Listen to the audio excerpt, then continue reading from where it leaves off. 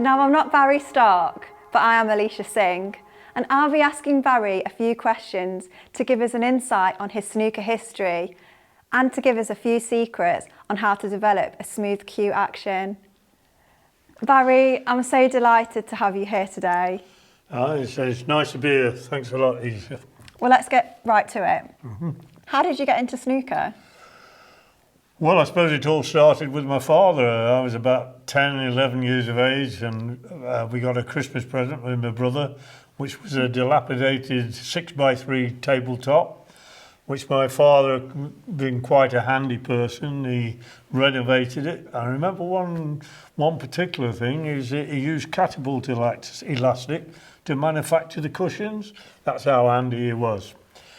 He was a sportsman himself. He played cricket at a fairly high standard, and he loved a game of snooker, and he taught us both the basics. So that's how it all started. So snooker was in your family then, from a young age? I suppose you could say that, yeah. But as I was growing up, other interests came in. I played football, cricket, table tennis was a particular favourite. So I never touched a snooker cue for a lot of years. Plus the fact girls came along, you know. Do you remember the first time you played on a full-size snooker table? I certainly do. I thought I was on a football field playing with cannonballs. It seemed so big compared to that 6x3 table. And the balls, which, were marbles, were now cannonballs, and it takes a while to get used to it. It really does. Well, we know you've got 200,000 subscribers on your YouTube channel, which you've started. Why YouTube? Well, again, that was somebody else to blame. That was Phil, who does my camera work on the YouTube channel. I was coaching his son, and he liked the way that I was teaching. And he said to me, "You ought to write a book." Well, I said, "Well, I've started actually, but I'm no typist." And it bored me to death sitting there. I did manage to get right in the first chapter, but then everything seemed to stall. So he says, "Okay, what about a DVD?" And I said, "Well, I could do that, but I've got no cameras or what." And he says, "No, but I have." And then I asked him what he did for a living.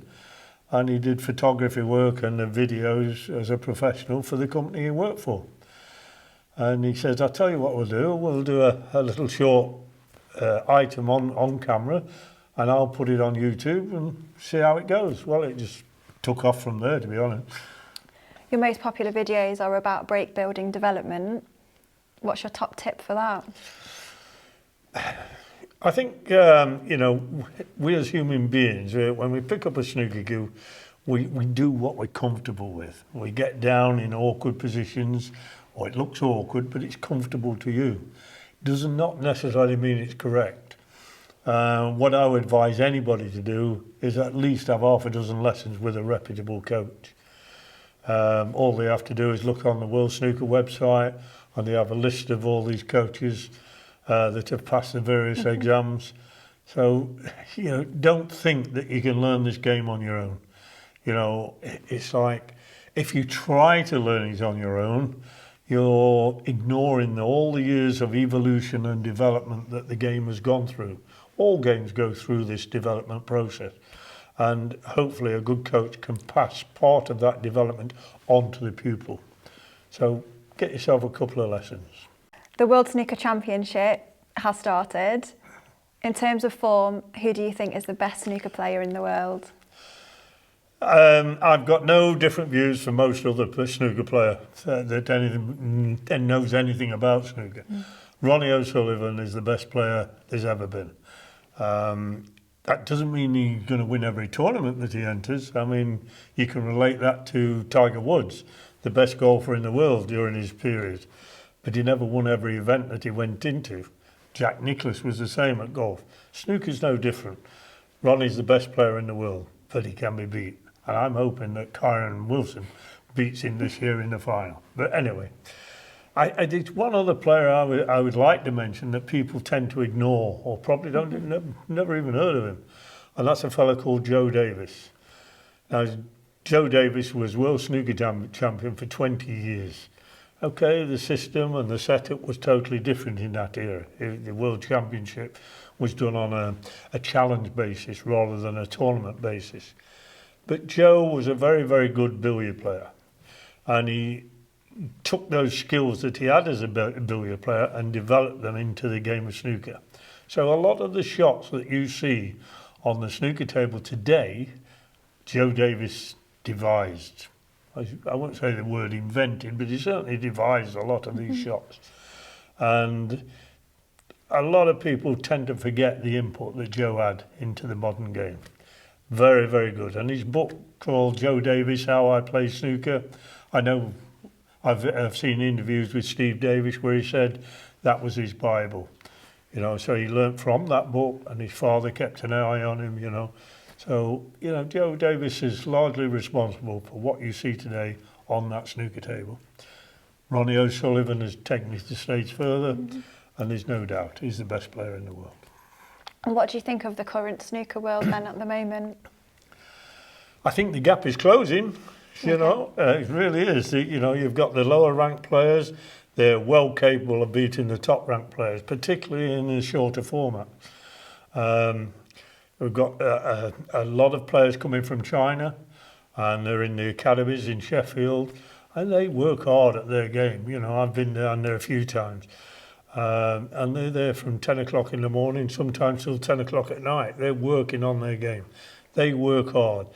And I think the Chinese, I don't know whether it's because of their culture or whatever, they tend to be helping each other. You know, we don't seem to do that, but if a Chinese player wins, it's not just the normal public in China that's supporting them. All the other Chinese players there, you know, they're really patting them on the back. Great stuff, you know, for the Chinese nation and that. I'd like to see a bit more patriotism in the English game. You know, let's help each other a bit more. How do you think snooker's changed since your time? Oh, massively, massively. I mean, I was playing with the ordinary crystallate balls, and then super crystallate came along. And, you know, all of a sudden, you know, you were screwing back as though it was on a piece of elastic. And I'm going, God, what's going off here? The balls were heavier, the cloth was heavier. Now the cloth is super fine, the balls are lighter, you go into the pack and they ping. But in many ways, the game has become, shall we say, slightly easier. But it's also got its own difficulties in the sense that, you know, the cloth that they play on, if you've got a flaw in your cue action, God, those cloths will find it. They really will. You put a slightest amount of unintentional side on, and you throw the cue ball offline, and you will miss the shot that you're playing. So, you know, any flaws, that cloth will find it. The sheen on the cloth, when it's new, it does help the ball to slide into the pocket, providing you play at the right pace, you know. Whereas in the old days with the table to screw a ball back, you had to thump the ball a little bit, you know. And in those days, the game was more about sending the cue ball forward. Today, it's more about bringing the cue ball back in terms of positional. Well, you first met Kyren when he was 13, or was it 14 years old? Yes, I'm not sure myself actually whether he was 13 or 14. A teenager. Yeah, he was. Yeah. He's world number 5. He's a 4-time ranking event winner. How proud of him are you? Absolutely delighted for the young man. You know, as you say, I met him when he was about that big.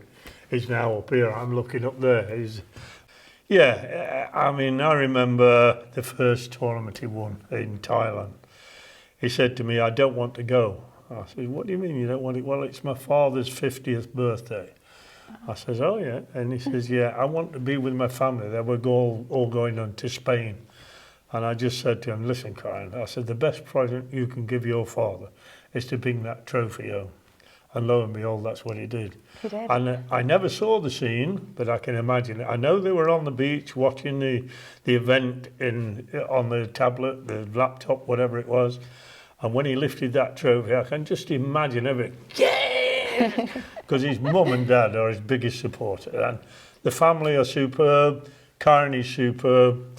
I will say one thing about him. You know, when he was a youngster, I met him at a summer school I was conducting, and he had about 12 or 13 youngsters, and he was the bane of my life. He was the one that said, Barry, why have I missed that shot? Barry, how do I do this? Barry, how do I do that? And I said, Kyren, I've got other kids as well, you know. He says, yeah, but absolutely magic. So very inquisitive. Oh, his interest in the game, his dedication to the game, second to none. Well, his opponent is Ding Junhui. What advice have you given Kyren already? Well, the first thing is I've said to him is that you've got a difficult opponent, right? But what you've got to remember, he's got a difficult opponent as well. So that's point one. The man that's going to come out on top, for me, is the one with the mental strength, which you've already got, with you've demonstrated with your nickname, the Warrior. I said, all I'm asking you to do is consider your pre-shot routine, think about the process, get that right, and the balls will look after themselves, and the result will look after itself. You can't influence whether you're going to win or lose. You know, somebody else has got to say that. All you can do is do your best, concentrate on the process, the pre-shot routine, and get on with it. What makes a good coach, Barry? Interesting question. Right. Well, the first thing is, I think you've got to have the knack of recognising the faults. That's point one. But then you've got to have the ability to help the player to correct those faults. And that is where good coaching comes in. I mean, we can all, you know, even a beginner can watch a player say, oh, you're moving your head, or you look rather awkward on the shot. The good coach can rectify those problems. If I was playing snooker for the first time and I was coming to you, where would you start? I'd start with an open table. You know, I'd ask you to pot a few balls, play a few shots, and then take it from there. So, Alicia, get your cue. Let's have a look.